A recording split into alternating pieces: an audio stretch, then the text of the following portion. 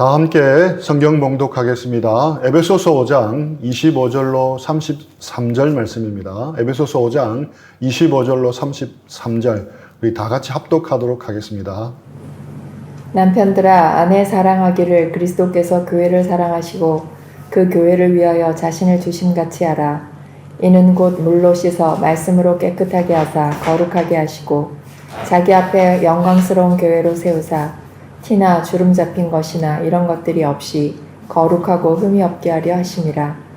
이와 같이 남편들도 자기 아내 사랑하기를 자기 자신과 같이 할지니 자기 아내를 사랑하는 자는 자기를 사랑하는 것이라.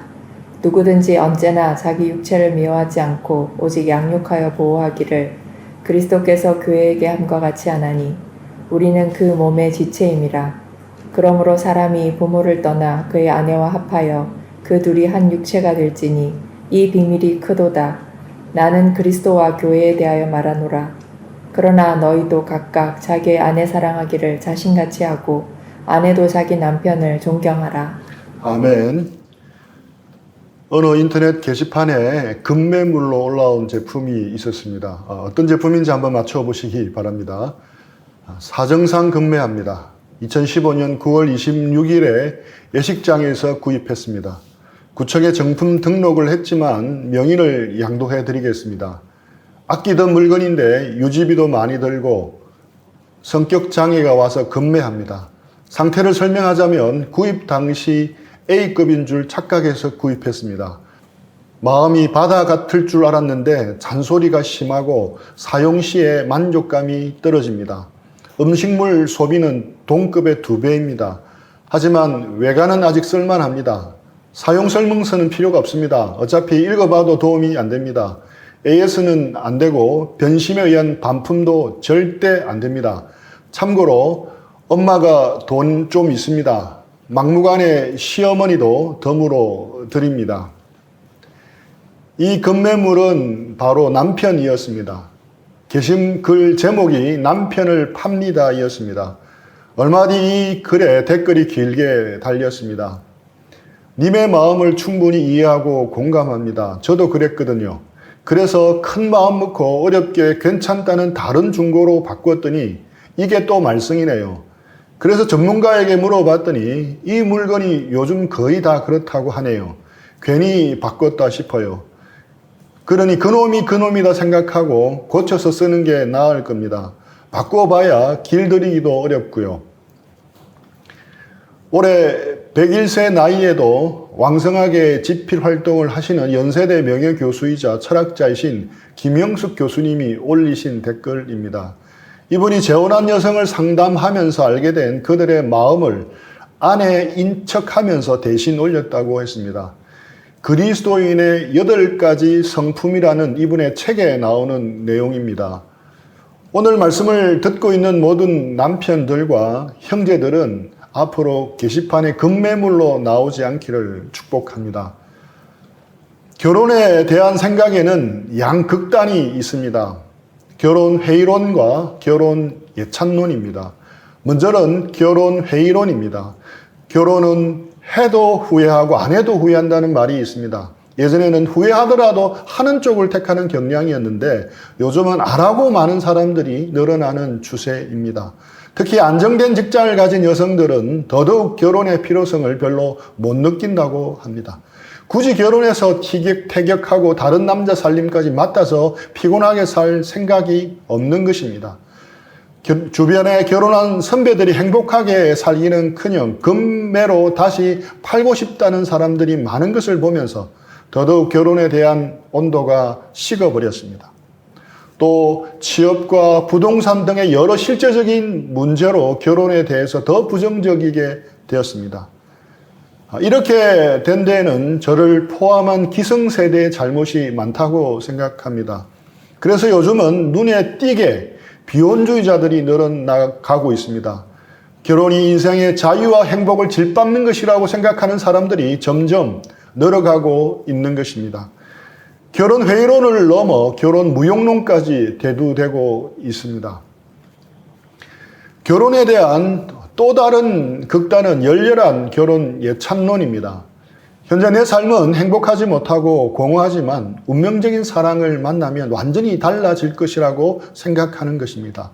뜨거운 로맨스를 불태우면서 사랑하고 결혼하면 모든 것이 채워지리라는 생각입니다. 그동안 어느 누구도 채워주지 못한 사랑의 빈자리를 그녀라면 아니면 그 남자라면 완벽하게 채워주어서 행복할 것이라고 굳게 믿는 것입니다. 여러분은 어느 쪽입니까? 아마 많은 사람들은 양극단이라기보다는 중간에서 이쪽으로 저쪽으로 왔다 갔다 하지 않나 싶습니다. 이 양극단에 대해서 성경에서는 무엇이라고 말씀하시는지 찾아보겠습니다. 먼저 극단적인 결혼 회의론에 대해서 성경은 결혼을 무엇이라고 이야기하는지 잠시 살펴보겠습니다. 아담과 하와의 결혼은 인류 최초의 결혼입니다. 결혼은 아담과 하와의 아이디어가 아니라 하나님의 작품입니다. 신약에서도 결혼에 대해 언급할 때 하나님이 짝지어 주신 것이라고 표현하는 것은 바로 이 때문입니다. 그렇다면 하나님께서 왜 결혼이란 제도를 만드셨습니까? 짐승도 하나님께서 만드셨는데 짐승은 결혼하지 않습니다.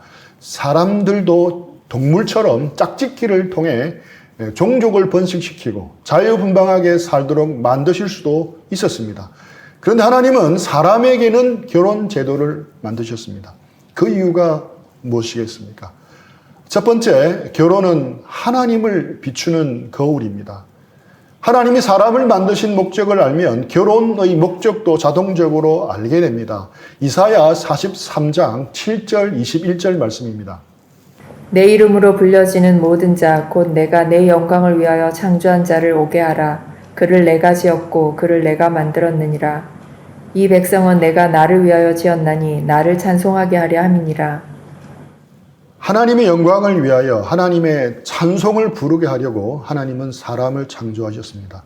이것은 사람이 결혼을 하는 목적이기도 합니다. 결혼의 목적은 하나님께 영광 돌리기 위함입니다. 그렇다면 하나님께 영광 돌리는 것이 구체적으로 어떤 것입니까? 하나님을 영화롭게 한다는 것은 하나님을 영화롭게 만든다는 뜻이 아닙니다. 우리의 반응과 상관없이 하나님은 이미 영화로우십니다. 하나님을 영화롭게 한다는 것은 하나님의 영광을 반사한다는 의미입니다. 하나님을 비추는 거울이 된다는 말입니다. 하나님이 지으신 사람은 하나님을 비추는 거울입니다. 아, 하나님의 사랑이 이렇겠구나. 하나님의 오래 참으심은 이런 것이겠구나. 하나님의 마음이 이렇겠구나. 이렇게 어떤 사람을 보면 하나님이 느껴집니다. 물론 그 반대의 경우도 있습니다. 어떤 사람은 하나님 대신 사단을 비추어 줍니다. 사단이 얼마나 악한지, 못됐는지, 더러운지를 온몸으로 보여주는 거울도 있습니다. 사람을 지으시고 결혼 제도를 만드신 하나님의 뜻은 하나님을 비추는 거울이 되는 것입니다. 이것이 하나님께 영광 돌리는 삶이고 하나님을 영화롭게 하는 삶입니다. 결혼은 하나님을 비추는 거울이 되어야 합니다. 남편과 아내가 서로를 통해 하나님을 보고 하나님을 느낄 수가 있어야 합니다. 또한 주위 사람들이 그 가정을 통해 하나님을 볼 수 있고 하나님을 느낄 수 있어야 합니다. 그 가정을 통해서 사람들은 보이지 않는 하나님을 봅니다. 하나님을 느낍니다. 그렇다면 두 사람이 결혼을 통해 하나님께 영광 돌리고 있는 것입니다. 두 번째 결혼의 목적은 예수님과 천국을 경험하는 통로입니다. 오늘 본문 말씀을 얼핏 보면 예수님과 교회와의 관계를 통해 남편과 아내가 어떻게 해야 하는지를 말씀하고 있는 것처럼 보입니다. 틀린 말은 아닙니다. 그런데 32절과 33절을 보면 이 말씀을 통해 궁극적으로 말하려고 하는 핵심이 무엇인지를 알 수 있습니다. 우리 31, 32, 33절입니다. 그러므로 사람이 부모를 떠나 그의 아내와 합하여 그 둘이 한 육체가 될지니 이 비밀이 크도다. 나는 그리스도와 교회에 대하여 말하노라. 그러나 너희도 각각 자기의 아내 사랑하기를 자신같이 하고 아내도 자기 남편을 존경하라. 이 비밀이 크도다. 이 비밀이란 무슨 비밀을 말합니까? 하나님이 만드신 결혼에 감추어진 비밀이 크다는 뜻입니다. 결혼에 대해 우리가 미처 발견하지 못하고 깨닫지 못한 비밀이 크다는 것입니다.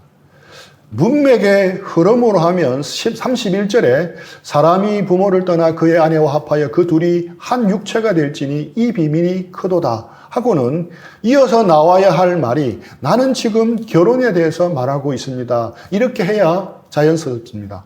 그런데 그렇게 말씀하지 않고 갑자기 나는 그리스도와 교회에 대하여 말하노라 라고 말씀하고 있습니다. 무엇을 의미하겠습니까? 표면적으로 결혼에 대해서 말하고 있지만 사도 바울이 마음속에 더 크게 자리 잡고 있는 것이 있다는 것입니다. 바로 그리스도와 교회와의 관계입니다. 사도 바울은 그리스도와의 교회와의 관계를 설명하기 위해 결혼을 이야기하고 있습니다. 하나님에 대해, 예수님에 대해 아무리 설명해 주어도 우리는 다 이해할 수 없습니다. 이 세상에 그 어떤 사람도 하나님을 다 이해할 수 없습니다. 그래서 하나님은 시청각 교육을 하셨습니다. 우리를 향하신 하나님의 사랑과 예수님의 사랑을 잘 경험하도록 시청각 교육 자료를 만드셨는데 그것이 무엇이겠습니까? 바로 결혼입니다. 가정입니다. 우리가 결혼 전에는 예수님의 사랑을 지식적으로 알았는데 결혼 후에 남편의 사랑을 통해 예수님의 사랑을 온몸으로 경험했습니다라고 고백한다면 결혼을 만드신 하나님의 목적을 이룬 것입니다. 결혼 전에는 예수님께 순종한다는 것이 어떤 것인지 잘 몰랐습니다. 그런데 예수님을 기쁘게 하는 것이 바로 순종임을 아내의 순종을 통해 경험했습니다. 라고 고백한다면 결혼을 만드신 하나님의 뜻을 이루어 드린 것입니다. 자녀들이 나는 우리 부모님을 통해서 나를 향한 하나님의 사랑이 어떤 것인지 알게 되었다라고 고백한다면 결혼을 만드신 하나님의 뜻을 이루어 드린 것입니다. 지금은 원래의 모습을 알아보기 힘들 정도로 망가지고 파괴되었습니다. 하지만 이것이 결혼의 원형이며 가정의 원형입니다. 원래의 모습인 것입니다. 하나님이 만드신 유일한 공동체는 교회와 가정입니다. 모든 공동체의 뿌리가 되는 공동체입니다. 그렇게 사탄은 무엇보다도 교회와 가정을 무너뜨리고 파괴하려고 하고 있습니다. 성경에서 말하는 결혼과 가정에 대해서 듣는 것이 딴 세상 이야기를 듣는 것처럼 생소하게 들리는 시대가 되어버렸습니다. 이런 가정은 눈 씻고 찾아봐도 찾아보기 쉽지 않습니다. 교회의 위기는 사실상 가정의 위기에서 시작되었다고 할 수 있습니다. 우리의 각 가정이 지금은 보잘것없고 부족한 것이 많더라도 예수님 안에 거함으로 차츰차츰 회복되기를 축복합니다. 기혼의 형제자매들, 미혼 형제자매들 모두 예수님 안에 온전히 거함으로 새로워지기를 축복합니다. 그래서 결혼을 통해 우리가 이루는 가정을 통해 예수님을 경험하고 천국을 경험하는 우리 모두가 되기를 축복합니다. 특별히 결혼한 가정을 축복하며 기도합니다. 하나님께 영광 돌리고 예수님을 경험하고 천국을 경험하는 가정으로 성장하고 변화되기를 축복합니다. 성령 충만함으로 그 회복의 길에 큰 진전이 있기를 축복합니다. 그렇다면 지나친 결혼 예찬론에 대해서 성경은 무엇이라고 말씀하고 있습니까? 지나친 결혼 예찬론은 사랑하는 사람을 만나서 결혼하면 모든 문제가 해결된다고 생각하는 극단입니다. 성경에 등장하는 사람 중에 지나친 결혼 애찬론자는 야곱이었습니다. 야곱의 삶은 공허했습니다. 아버지의 인정을 받지 못했습니다. 형을 피해 도망가느라 소중한 어머니의 사랑도 잃어버렸습니다. 하나님의 사랑과 보호는 더욱 몰랐습니다. 그러던 차에 운물가에서 운명의 여인을 만났습니다. 그렇게 매력적이고 아름다울 수가 없었습니다. 라헬이었습니다. 그녀만 있으면 드디어 자신의 비참한 인생은 달라질 것이라 생각했습니다. 그녀만 있으면 모든 문제가 해결될 것이라 생각했습니다. 그래서 온통 라헬에게 쏠렸습니다. 팀 켈러의 책 내가 만든 신에 보면 그는 운명적 로맨스를 하나님 자리까지 올린 것입니다. 야곱은 내면이 공허했기 때문에 로맨틱한 사랑이라는 우상숭배에 빠지기가 쉬웠습니다. 그는 라헬을 얻기 위해 7년간 일하겠다고 했는데 이는 당시 신부를 데려올 때 치르는 통상적 값보다 거의 4배나 많은 수준이었습니다. 야곱은 라헬만 얻을 수 있다면 잘 될 것이다 라고 여겼고 드디어 상대가 라헬인 줄 알고 동침했습니다. 창세기 29장 25절 말씀입니다. 야곱이 아침에 보니 레아라. 한 주석가는 이 구절에 대해 이는 에덴 동산 이후에 인류가 경험해온 환멸의 축소판이다 라고 말을 합니다.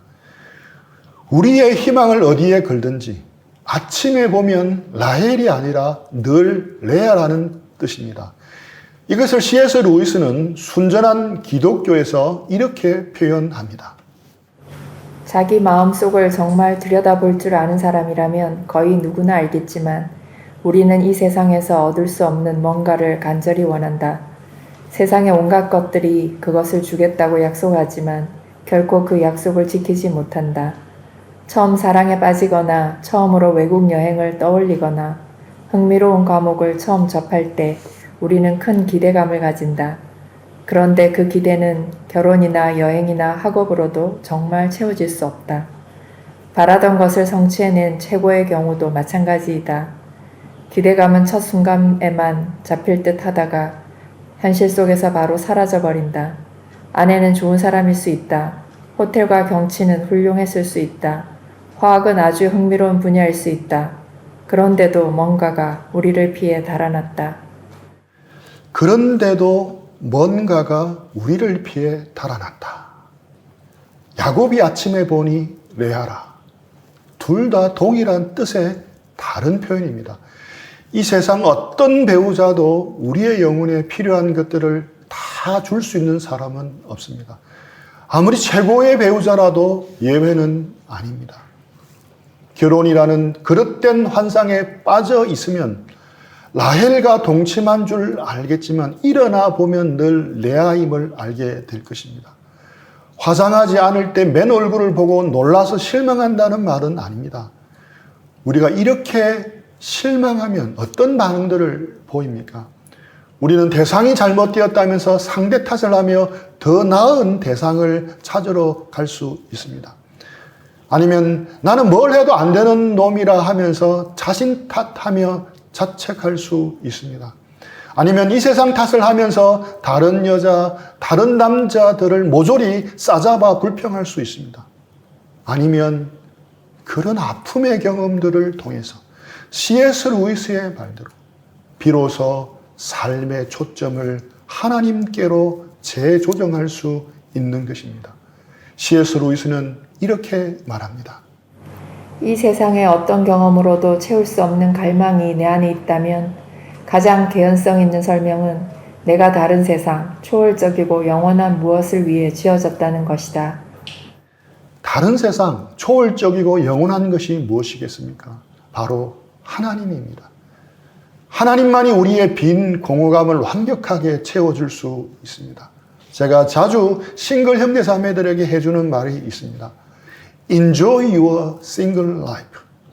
혼자 살 때 행복했던 사람은 결혼해서 살아도 행복합니다. 혼자 살 때 건강한 삶을 영위한 사람이 결혼해서도 배우자와 함께 비교적 건강한 삶을 삽니다.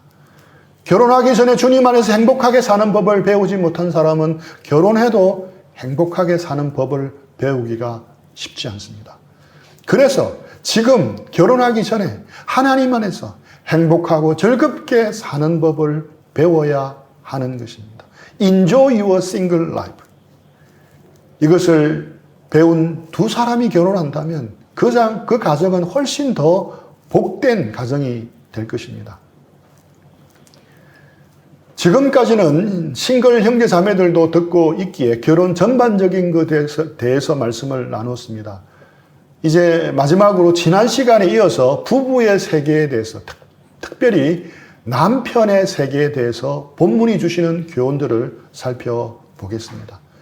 성경이 남편에게 아내를 어떻게 사랑하라고 말씀하고 있습니까?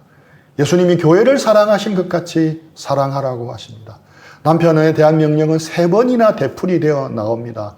25절에 보면 아내 사랑하기를 그리스도께서 자신을 내어주심 같이 하라. 28절에 보면 남편들도 자기 아내 사랑하기를 자기 몸을 사랑하듯 하라. 33절에 보면 자기 아내 사랑하기를 자기 사랑하듯 하라. 아내를 사랑해야 된다는 명령을 3번씩이나 반복하고 있습니다. 예수님의 태도를 본받아야 될 것을 명령하는 것도 3번이나 반복됩니다. 23절을 보면 그리스도께서 교회의 머리가 되신 것 같이, 25절에 보면 그리스도께서 교회를 위하여 자신을 내어주신 같이, 29절에 보면 그리스도께서 교회를 위해 하듯이, 그리스도께서 3번씩이나 반복하고 있습니다. 남편에게 요구되는 기준이 무엇입니까? 그리스도입니다. 예수님입니다. 예수님은 교회된 우리를 위해 십자가에 달려 돌아가셨습니다. 예수님이 죽으심으로 교회가 세워졌습니다. 우리가 세워졌습니다. 우리를 물로 씻어 말씀으로 깨끗하게 하사 거룩하게 하시고 자기 앞에 영광스러운 교회에 세우사 티나 주름 잡힌 것이나 이런 것들이 없이 거룩하고 흠이 없게 하려고 예수님은 교회를 위해 자신을 주셨습니다. 죽으셨습니다. 이것이 예수님이 보여주신 교회 사랑입니다. 성경은 남편에게 이렇게 아내를 사랑하라고 합니다. 일반적으로 사람들은 남편을 세우기 위해서는 아내가 희생해야 한다고 생각합니다. 남편과 아내 중에서 희생은 아내의 몫이라고 생각합니다. 그러나 성경은 아내를 세우기 위해 남편이 희생해야 한다고 말합니다. 남편의 희생이 있어야 아내와 연합할 수 있습니다. 남자에게 있어서 결혼은 아내를 위해 죽으러 가는 것입니다. 살러 가는 것이 아닙니다. 결혼이 이런 것인 줄 알면 안 하겠다는 남자들이 많이 생길 것입니다. 나는 아내를 위해 죽으러 간다. 나는 아내를 위해서라면 죽기까지 희생할 것이다. 이것이 성경이 가르치는 아내의 사랑입니다. 이렇게 아내를 사랑해야 아내와 합쳐집니다. 부모를 떠나 그 아내와 합치기 위해 남편은 죽어야 합니다. 예수님에게 사랑받은 교회가 영광스럽게 세워지는 것처럼 남편에게 사랑받은 아내는 영광스럽게 세워지는 것입니다. 남편의 사명은 아내를 영광스럽게 세우는 것입니다. 사랑해주면 영광스럽게 됩니다. 아내를 초라하게 만들면 안 됩니다. 아내를 비참하게 만들어서도 안 됩니다. 아내가 결혼하고 잘됐다는 소리를 주변에서 듣도록 해 주어야 합니다. 성경의 표현대로 티나 주름 잡힌 것이 없도록 해 주어야 합니다. 예수님이 우리의 허물을 다 덮어주셨던 것처럼 남편은 아내의 허물을 다 덮어주어야 합니다. 아내의 허물이 담을 넘어가게 해서는 안 됩니다. 친가에 가서든 친구들에게든 아이들 앞에서든 아내의 허물은 남편이 책임지고 가려주어야 합니다. 허물은 덮고 아내의 좋은 점은 말해주어야 합니다. 아내에게도 막 이야기해주고 어머니에게도 해주고 친구들에게도 해주어야 합니다. 하나님은 남편에게 아내를 사랑하라고 말씀 후에 거기서 끝내지 않으셨습니다. 사랑을 어떻게 하는지 구체적으로 가르쳐 주셨습니다. 28절 말씀입니다. 이와 같이 남편들도 자기 아내 사랑하기를 자기 자신과 같이 알지니 자기 아내를 사랑하는 자는 자기를 사랑하는 것이라. 아내 사랑하기를 자기 자신과 같이 하라고 말씀합니다. 이것이 사랑을 하는 구체적인 방법입니다. 아내를 챙기되 자기 자신을 챙기듯 하는 것이 사랑입니다. 자기를 위하듯이 아내를 위하는 것이 사랑입니다. 누가복음 6장 31절 말씀입니다. 남에게 대접을 받고자 하는 대로 너희도 남을 대접하라. 우리는 이 말씀을 황금률이라고 부르기도 합니다. 이것은 대인관계의 기본입니다. 부부 간에도 이 말씀은 그대로 적용이 됩니다. 또한 기도가 막히지 않도록 해야 합니다. 베드로전서 3장 7절 말씀입니다. 남편들아 이와 같이 지식을 따라 너희 아내와 동거하고 그를 더 연약한 그릇이요 또 생명의 은혜를 함께 이어받을 자로 알아 귀히 여기라.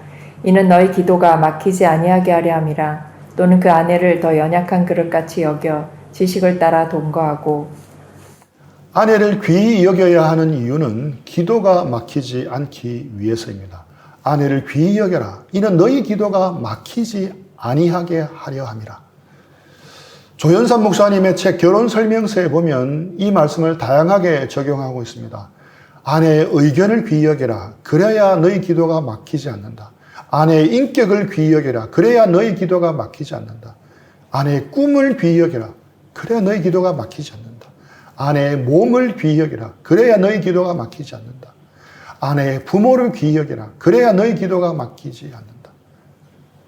아내의 마음을 상하게 하면 기도가 막힙니다. 기도가 막히면 결제 라인이 막히는 것이고 지혜로운 결정을 할 수 없습니다. 지혜로운 결정을 하기 위해서는 필수적으로 아내를 귀히 여겨야 하는 것입니다. 기도응답을 잘 받으려면 아내를 귀히 여겨야 합니다. 말씀을 마무리하겠습니다. 지금 교회가 위기라고들 합니다. 그런데 교회의 위기는 가정의 위기에서 비롯되었습니다. 가정이 다 깨어지고 있습니다. 크리스찬 가정이든 아니든 큰 차이가 없어 보이는 것이 문제입니다. 결혼이 회복되고 가정이 회복되는 것이 선행되어야 합니다. 성령 충만한 삶으로 교회도 회복되어야 하지만 가장 중요한 것은 우리 가정이 회복되어야 합니다. 결혼에 대한 올바른 개념이 회복되어야 합니다. 부부 관계가 올바로 회복되어야 합니다. 우리 수원팀에는 우리 부부를 포함해서 3커플의 부부가 있습니다. 싱글 형제자매들이 이 부부를 볼 때 결혼하고 싶다는 마음이 들게 되는 은혜가 부어지기를 축복합니다. 듣고 보고 배우는 올바른 부부들이 되기를 축복합니다. 남편으로서 아내로서 예비 남편 예비 아내로서 우리 모두가 이 세상 가치관을 거스르고 성서적인 원리 위에 잘 준비되고 회복되기를 축복합니다. 우리의 가정이 회복되고 주 안에서 복된 결혼을 하며 복된 가정을 이루는 우리 모두가 되기를 축복합니다. 우리 들은 말씀 생각하면서 잠시 기도하고 적용하는 시간을